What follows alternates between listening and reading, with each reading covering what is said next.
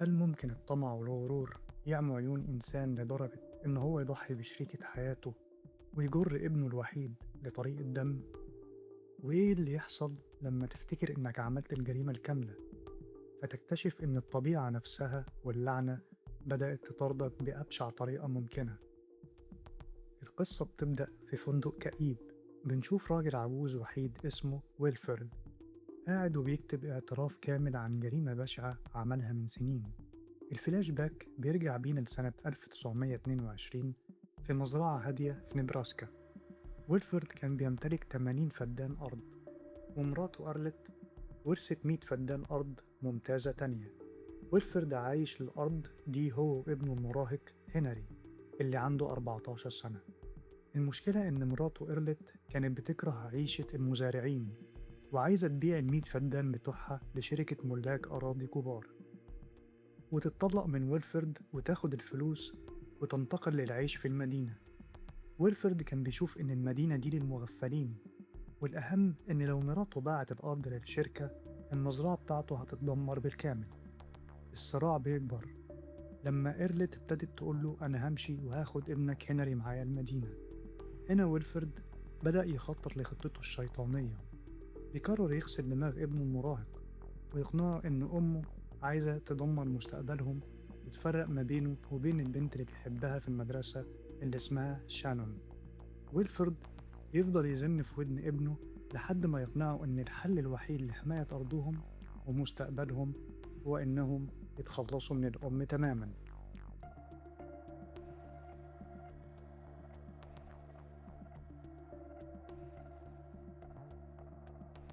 وفي ليلة مشؤومة الأم إرلت بتشرب كتير لحد ما تسكر وتغيب عن الوعي. ويلفرد بيدخل الأوضة ومعاه سكين حاد وبيجبر ابنه هنري إن هو يثبت أمه ويكتم نفسها بالمخدة. الجريمة هنا بتتحول لكابوس. الأم بتصحى وبتبدأ تقاوم وتصرخ بقوة، فويلفرد بيطعنها كذا طعنة في رقبتها وجسمها لحد ما بتموت في مشهد دامي ومرعب. الأب وابنه بيقعدوا جنب الجثة وهم مش قادرين ياخدوا نفسهم من الصدمة والتعب. ويلفرد بياخد الجثة ويجرها في وسط الضلمة ويرميها في بير قديم مهجور في المزرعة. الابن بيجيله حالة انهيار وإغماء من بشاعة المنظر. الأب بيفوقه وبعدها بيجيبوا مية ساقعة وصابون ويفضلوا طول الليل يغسلوا آثار الدم من غرفة النوم والبلكونة وكل شبر في البيت لحد الصبح. لما ويلفرد بيروح يبص في البير بعد كام يوم بيلاقي منظر يقشعر له البدن. الجثة بدأت تتحلل وتجمع حواليها مئات الفئران الضخمة اللي بدأت تاكل في وشها وعينيها.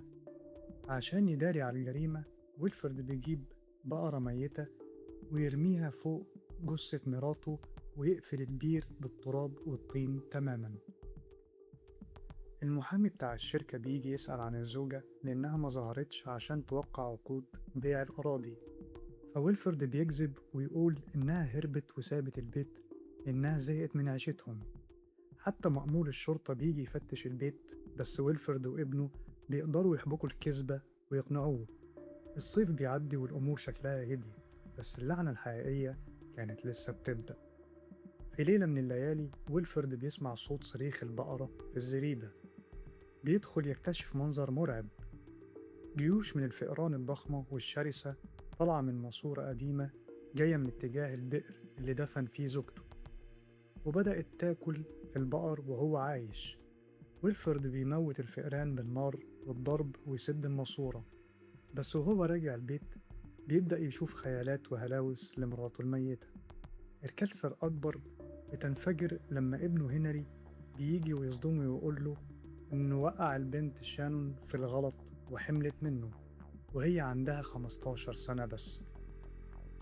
والد شون هارلين الجار القريب بيكتشف الموضوع والد البنت وبيقرر يبعت بنته لمدرسة كاثوليكية داخل المدينة عشان يداري الفضيحة. الابن هنري بينهار بيطلب من أبوه فلوس عشان يهرب هو والبنت شانون، بس ويلفرد مرضاش وبيقول له ما عندناش سيولة كافية، كل اللي نملكه هو الأرض.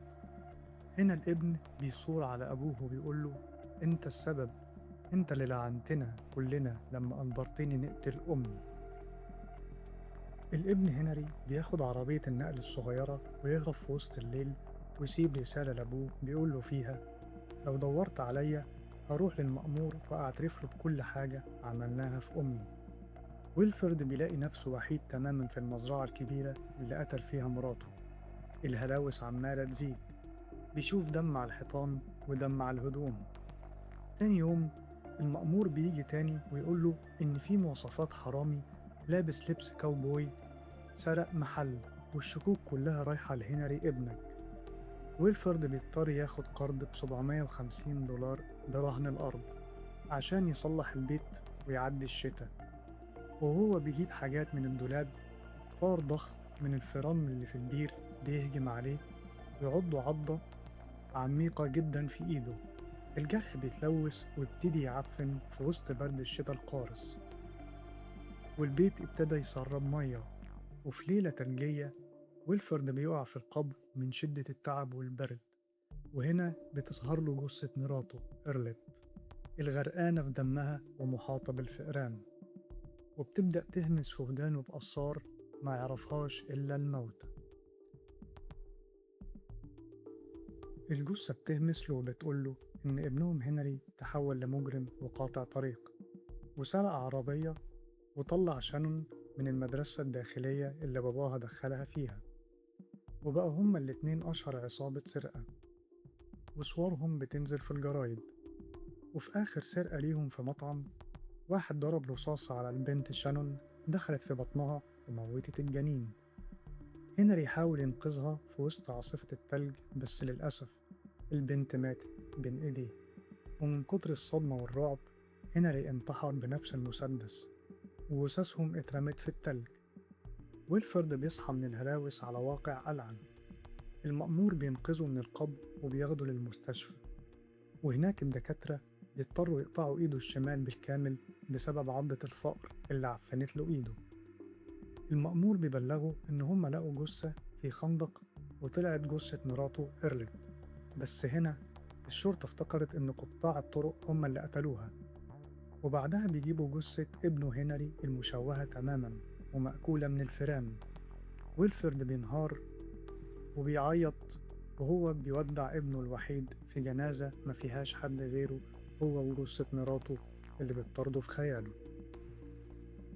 ويلفرد بيضطر في النهاية يبيع 100 فدان أرض اللي قتل مراته علشانهم لجاره هارلان بتراب الفلوس، $500 بس، عشان يسدد ديونه ويقدر يروح يعيش في المدينة. بيوصل المدينة ويشتغل في المعمار، بس الفئران بتفضل تطارده في كل مكان في عقله لحد ما ساب الشغل. بنرجع للوقت الحالي في أوضة الفندق الكئيبة.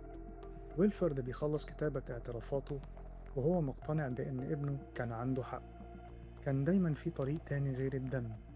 وفجأة الأوضة بتضلم، وبيظهر قدامه أشباح مراته إرلت وابنه هنري وحبيبة ابنه شانون، وهم غرقانين في دمهم ومعاهم سكاكين، وبيقربوا منه ويقولوا له في نفس الجملة اللي مراته سمعتها قبل ما يذبحها: ما تخافش، الموضوع هيكون سريع. الفيلم بيقفل على صرخات ويلفرد وهو ميت من الرعب والذنب تحت إيدين أشباح عيلته. وبكده بيخلص فيلم الرعب النهاردة. شاركوني في التعليقات، تفتكروا هل الأرض كانت تستاهل كل الدم ده؟